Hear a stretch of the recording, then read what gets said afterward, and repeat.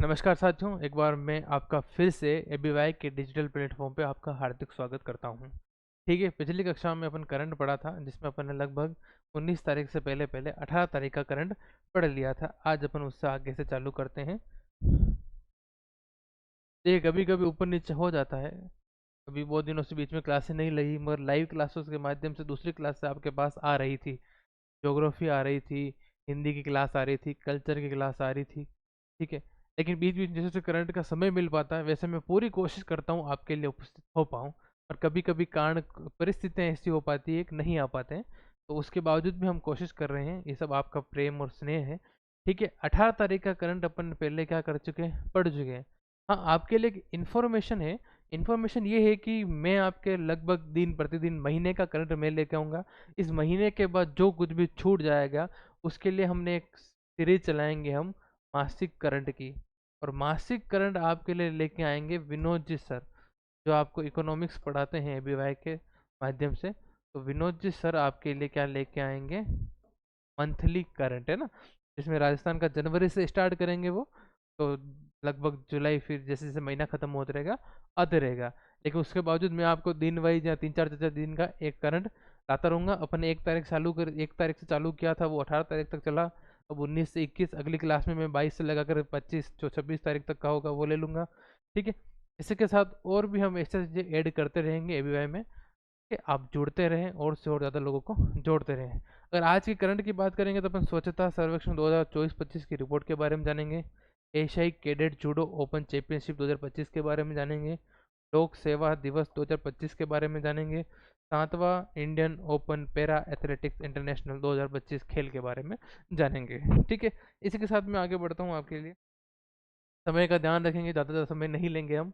ठीक है, पहले ही महिला का नाम आता है, बालिका का, तानिया राठौड़। ठीक है, जो अपने राजस्थान में कहाँ की है, कोटा राजस्थान की है आपके।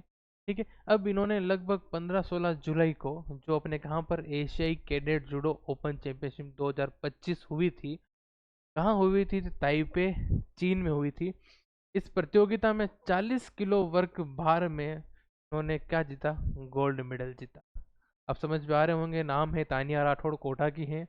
प्रतियोगिता कौन सी थी, एशियाई कैडेट जूडो ओपन चैंपियनशिप 2025।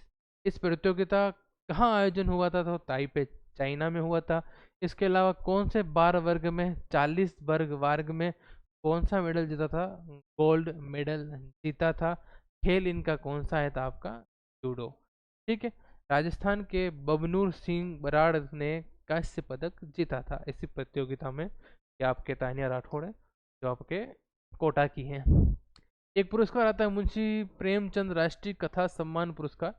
सम्मानित व्यक्ति का नाम करें तो विजय जोगी, जो कोटा के हैं।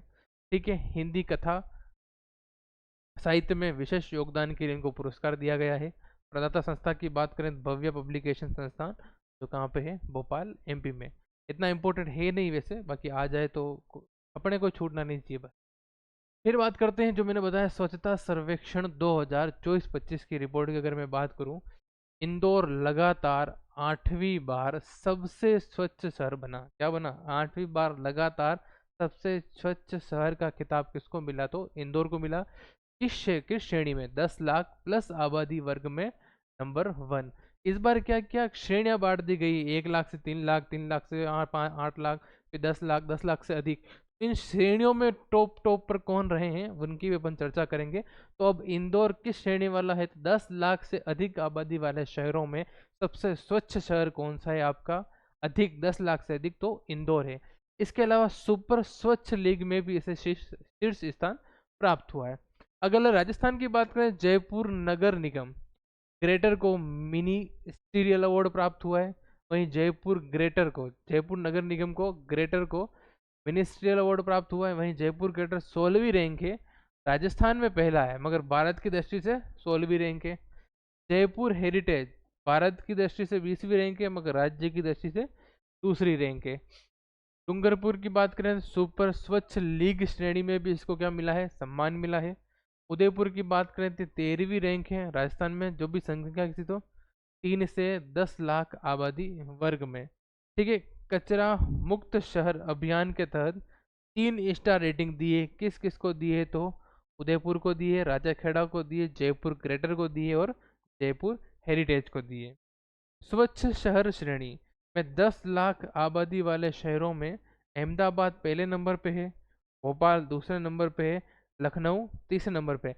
10 लाख आबादी वाले मगर ऐसा शहर जहाँ पे 10 लाख की क्या हो आबादी हो, तो वो पहले आता है आपका अहमदाबाद शहर। मगर पूछ लिया जाए 10 लाख से अधिक, तब अपना क्या नाम याद रखना है आपको, इंदौर। आगे चलते हैं इसी के साथ। ठीक है, अगला आता है सुपर स्वच्छ लीग टॉप आबादी वर्ग के अनुसार की बात करेंगे तो 10 लाख से अधिक मैंने बताया इंदौर, 10 लाख अपने 3 लाख से 10 लाख के अंदर आता है सूरत, 10 लाख में अपन ने बताया था क्या नाम ने बताया था, अहमदाबाद। ठीक है, 3 लाख से 10, देखो 10 लाख की बात करी थी तो इंदौर बताया था, 10 लाख के अंदर बताया था तो अहमदाबाद बताया था, 3 से 10 लाख की बात करी तो सूरत, और 1 से 3 लाख की बात करेंगे तो नोएडा। इसके अलावा कुछ और पुरस्कार छोटे शहरों में उज्जैन, चंडीगढ़, मैसूर, विजयवाड़ा को सम्मानित किया गया। स्पेशल अवार्ड में महाकुंभ प्रयागराज को दिया गया। वेस्ट गंगा टाउन का अवार्ड प्रयागराज को मिला। प्रॉमिसिंग स्वच्छ शहर का अवार्ड पन्ना, रायपुर, जयपुर ग्रेटर को मिला। सबसे स्वच्छ छावनी क्षेत्र सिकंदराबाद छावनी बोर्ड को मिला। सफाई मित्र सुरक्षित शहर विशाखापट्टनम को मिला। स्वच्छता सर्वेक्षण 2024-25 में जो पुरस्कार देने वाले मुख्य अतिथि कौन थे, तो राष्ट्रपति द्रौपदी मुर्मू जी थे। ये पुरस्कार कौन सा मंत्रालय देता है, तो आवास और शहरी मामलात मंत्रालय। वर्तमान में इसके केंद्रीय मंत्री कौन है, तो मनोहर लाल खट्टर हैं, जो पूर्व में आपके हरियाणा के मुख्यमंत्री रह चुके हैं। अभी लगभग जो केंद्र सरकार में बहुत से ऐसे हैं जो पहले मुख्यमंत्री थे और उनको अभी क्या बना दिया गया है केंद्र सरकार में कैबिनेट मिनिस्टर, जैसे मनोहर लाल खट्टर हो गए, आपके एमपी के कृषि मुख्यमंत्री हो गए, जिनको अभी वर्तमान में क्या बना रखा है, तो कृषि मंत्री बना रखा है।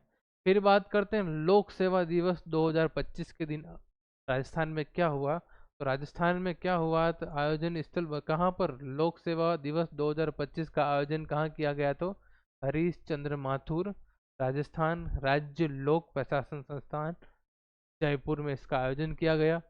मुख्य अतिथि की बात करेंगे तो मुख्यमंत्री भजन लाल जी शर्मा इसके मुख्य अतिथि थे। लोक सेवा दिवस के दिन ही राजस्थान में मुख्यमंत्री उत्कृष्टता पुरस्कार 2025 से राजस्थान के अधिकारियों का सम्मान किया गया, जिसमें पहले नंबर पर आते हैं अमिताभ शर्मा, जो प्रमुख सचिव हैं उद्योग विभाग के। इनको राइजिंग राजस्थान का सफल आयोजन के लिए पुरस्कार दिया गया। फिर आते हैं देवराज जी, निदेशक किसके हैं, ये पेंशन एवं पेंशनर कल्याण विभाग। इन्होंने जीवित प्रमाण पत्र का ऑनलाइन वेरिफिकेशन नवाचार किया, इसके लिए इनको उत्कृष्टता सम्मान मिला। तीसरा मुख्यमंत्री उत्कृष्टता पुरस्कार विपिन माथुर प्राचार्य को मिला। ये आर&टी मेडिकल कॉलेज उदयपुर के आचार्य प्राचार्य हैं। मेरा अस्पताल मेरी जिम्मेदारी का नवाचार इन्होंने फैलाया, इसके लिए इनको मुख्यमंत्री उत्कृष्टता पुरस्कार से सम्मानित किया गया। अगली एक योजना अभियान आता है प्रधानमंत्री सुरक्षित मातृत्व अभियान। गर्भावस्था में प्रसव के दौरान होने वाले जोखिम को कम करने के लिए और जननी व उनके होने वाले शिशु को सुरक्षित रखने के लिए बहुत से कारण ऐसे होते हैं जिसमें मातृत्व मृत्यु दर और जन्म मृत्यु दर बहुत अधिक होती है। उन चीज़ों को कम करने के लिए अभियान चलाया जाए जिसका नाम है प्रधानमंत्री सुरक्षित मातृत्व अभियान। इसके तहत कहा गया है गर्भावस्था में प्रसव के दौरान शिशु मतलब जोखिम को कम करना है, और जननी यानी कि जो मातृत्व है माता है और उसके होने वाले शिशु को क्या रखना, सुरक्षित रखने के लिए ये अभियान चलाया जा रहा है। इस अभियान की शुरुआत 18 जुलाई 2025 से हुई। हर महीने की 9, 18 और 27, कौन कौन सी तारीख, 9, 18 और 27 तारीख को एक सत्र रखा जाएगा, जब महिलाएं मातृत्व वहाँ आएंगी और उनको हर चीज़ के बारे में जागरूक किया जाएगा। अगला आता है 7वां Indian open para athletic international 2025 पुरस्कार। इसमें हुआ क्या है, इसमें अपने राजस्थान के एक अच्छे से खिलाड़ी है जिनका नाम है सुंदर सिंह गुज्जर। ये अपने कहाँ के हैं, करौली राजस्थान के हैं, और इन्होंने पदक कौन सा जीता है, तो स्वर्ण पदक जीता है। फोटो आप देख पा रहे होंगे, बड़ा सा हाथ में इनका गोल्ड मेडल है। इनका नाम है सुंदर सिंह गुर्जर, जो अपने राजस्थान में करौली जिले से आते हैं। इन्होंने कौन सी कैटेगरी में भाला फेंका? तो कैटेगरी इनकी आती F46। इसके अलावा बात करें दूरी, कितने दूर तक इन्होंने भाला फेंक दिया था, तो 72.25 मीटर दूरी तक इन्होंने भाला फेंका था। इस कारण से इनको क्या मिला? प्रथम आए ये, और स्वर्ण पदक इनको प्राप्त हुआ। इनको 2019 में अर्जुन पुरस्कार से सम्मानित किया गया था। इसके अलावा अगर मैं बात करूं रजत पदक, और दूसरा आपका आता है कांस्य पदक, क्योंकि स्वर्ण पदक अपने किनको मिल चुका है? तो सुंदर सिंह गुज्जर को मिल चुका है। मगर रजत पदक की बात करेंगे तो मंजीत को मिला है, दूरी 54.50 मीटर, रजत पदक विजेता। वहीं कांस्य पदक की बात करेंगे तो प्रदीप कुमार जी, दूरी 45.17 मीटर, और कांस्य पदक के विजेता। 7वां India open para athletics international 2025 का आयोजन हुआ, जिसमें राजस्थान के सुंदर सिंह गुज्जर, जिनका ये फोटो दे रखा है, कि अपने कौन से डिस्ट्रिक्ट से है? तो आपके करौली से हैं, और करौली आपके राजस्थान में आता है, अपने राजस्थान में। और इन्होंने पदक कौन सा जीता है? तो स्वर्ण पदक जीता है। इसके अलावा रजत पदक किसने जीता है? तो आपके मंजीत जी ने जीता है। और आपके कांस्य पदक किसने जीता है? तो प्रदीप कुमार ने जीता है। ठीक है, आगे चलते हैं इसी के साथ। अब राजस्थान में एक अनुसंधान केंद्र है जिसका नाम है भारतीय सरसों अनुसंधान केंद्र, और वो कहाँ स्थित है? तो सेवर भरतपुर में स्थित है। और कब इसकी स्थापना हुई? तो 1993 में। बहुत सारे बाजरा अनुसंधान केंद्र है, राई अनुसंधान केंद्र है, आपके ऊंट अनुसंधान केंद्र है, भेड़ अनुसंधान केंद्र है, भैंस अनुसंधान केंद्र है। अनुसंधान का मतलब क्या होता है? तो आपको मैं बता दूं, रिसर्च होती है इन पे। क्या होती है? रिसर्च होती है। यानी कि जैसे मक्का अनुसंधान केंद्र है, उसी प्रकार सरसों अनुसंधान केंद्र है।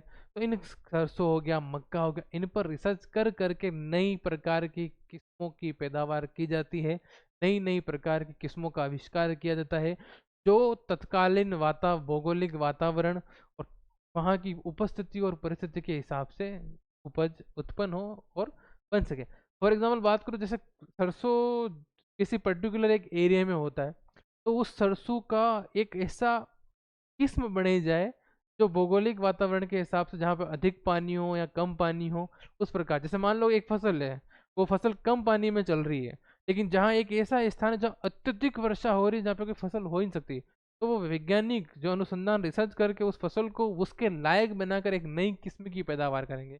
इसी प्रकार से अनुसंधान केंद्रों का नई नई फसलों की किस्मों का अनुसंधान करना होता है और निर्माण करना होता है। तो सरसों अनुसंधान जो संस्थान है अपने सेवर भरतपुर में, इसके निदेशक कौन है? तो डॉक्टर विजय वीर सिंह। इन्होंने भी 2 किस्मों का इजाद किया है। कितने किस्मों का? 2। जिसमें आपकी पहली किस्म है भारत सरसों सेवन। क्या नाम है? भारत सरसों सेवन। इसकी विशेषता क्या है? तो यह वर्षा आधारित क्षेत्रों के लिए सर्वाधिक उपयुक्त है, और सूखा सहन शक्ति, कम सिंचाई वाले क्षेत्रों में यह उपज अच्छी होगी। इसका लाभ क्या है? ठीक है, तो विशेषता हुई वर्षा आधारित क्षेत्रों के लिए उपयुक्त है ये, और जहाँ सूखा सहन शक्ति, मतलब ये फसल सूखे को भी कर सकती है, और कम सिंचाई वाले क्षेत्रों में भी ये चल सकती है। दूसरी आती है आपके भारत सरसों 8। क्या नाम है? भारत सरसों 8। विशेषता की बात करेंगे तो अधिक तापमान एवं नमी सहन करने में सक्षम है। कौन सी? तो भारत सरसों 8। अब इसमें प्रश्न अगर गवर्नमेंट पूछेगी तो पूछ लेगी कि भारतीय सरसों अनुसंधान क्षेत्र के द्वारा नवीनतम सरसों की, क्या बोलेगी? नवीनतम सरसों की कौन सी किस्म का आविष्कार हुआ है, या कौन सी किस्म को बनाया गया है? तब वो ऑप्शन में 4 सरसों की उपज का नाम देगी, शायद उसमें से एक गेहूं की दे दे, एक आपकी दूसरी दे दे, तो उस प्रकार से आपको ये याद रखना है। अन्य महत्वपूर्ण बिंदु में अगर बात करूं मैं एक्स्ट्रा नॉलेज में, कि वैज्ञानिक नाम क्या है सरसों का? तो ब्रेसिका जैसिया या ब्रेसिका कंप्रेस्टिस, ये अपने सरसों का क्या है? वैज्ञानिक नाम है। ठीक है, सरसों की किस्म की बात करें तो मैंने कुछ किस्में यहाँ पे लिख रखी है। एक आती है तो पूसा सरसों 28, एक आती है पूसा सरसों 25, एक आती है पूसा तारक, एक आती है पूसा महक, एक आपके आती है पयोनीर 45546, एक आती है सुरेखा, एक आती है RGN 229, एक आती है धान्या MJ1, और एक आती है स्टार 10 से 15। ये सारी की सारी किसकी फसलें हैं? तो अपने सरसों की किस्में हैं, ये क्या है, ये सरसों की किस्में हैं। इसके अलावा सरसों के लिए उपयुक्त मिट्टी कौन सी है, तो बलुई दोमट मिट्टी सर्वाधिक उपयुक्त है। और सरसों अपने किसकी फसल है, तो रबी की फसल है। ये दोनों ही प्रश्न, ये तीनों ही प्रश्न कभी न कभी एग्जामों में आए हुए हैं। इसके अलावा सरसों अनुसंधान का केंद्र कहाँ है, तो मुख्य, यह प्रश्न अक्सर हर दूसरे पेपर में दिखाई देता है। जो अपने कहाँ है, सेवर भरतपुर में है। स्थापना कब हुई थी, तो 1993 में हुई थी। सरसों की बात करी जा रही है। फिर एक व्यक्ति आते हैं जिनका नाम है राजस्थान में पद्मश्री अर्जुन जी सिंह शेखावत। पद्मश्री से सम्मानित थे अर्जुन सिंह शेखावत, जो एक इतिहासकार थे, लेखक थे, मोस्ट प्रोबेबली लेखक थे। इनकी अभी क्या हो गई, मृत्यु हो गई है। कब हुई है, तो 18 जुलाई 2025 को जन्म हुआ था। 4 फरवरी 1934 को अर्जुन सिंह शेखावत पद्मश्री से सम्मानित थे, और 4 फरवरी 1934 को जन्म हुआ था। 18 जुलाई 2025 को इनकी मृत्यु हो गई है। ठीक है, निवासी कहाँ के थे ये, तो ये पाली के निवासी थे। इनको पद्मश्री पुरस्कार सम्मान कब मिला, तो 9 नवंबर 2021 को मिला। अब इनकी मृत्यु हो गई है, ये स्वर्ग सितार गए, अब इनके प्रश्न कैसे बन सकता है, तो पूछने वाला ये पूछ सकता है कि वर्तमान हाल ही में अर्जुन सिंह जी शेखावत, जिनकी मृत्यु हो चुकी है, देहावसान हो चुका है, उनका संबंध किससे था। एक प्रश्न तो ये बन सकता है। एक प्रश्न ये पूछेंगे उनको पद्मश्री कब मिला, ऐसे भी बना सकते हैं प्रश्न बनाने में। ठीक है, क्षेत्र की बात करेंगे, राजस्थानी भाषा व साहित्य में योगदान इनका क्या था। राजस्थानी भाषा व साहित्य में बहुत बढ़कर योगदान दिया था। इसके अलावा रचनात्मक योगदान में बात करें तो इन्होंने टोटल 40 पुस्तकें लिखी थी, जो लिखी राजस्थानी भाषा को समर्पित थी। 1952 में उनकी पहली रचना प्रजा सेवक जो पत्रिका में छपी। यानी कि अगर ये भी पूछ लिया जाता है कि हाल ही में अर्जुन सिंह जी शेखावत की मृत्यु हुई थी, उनका संबंध किससे है एवं उन्होंने पहली पुस्तिका कौन सी लिखी, का नाम आएगा प्रजा सेवक। क्या नाम आ जाएगा, प्रजा सेवक। ठीक है, आगे चलते हैं, या फोटो देख पा रहे होंगे।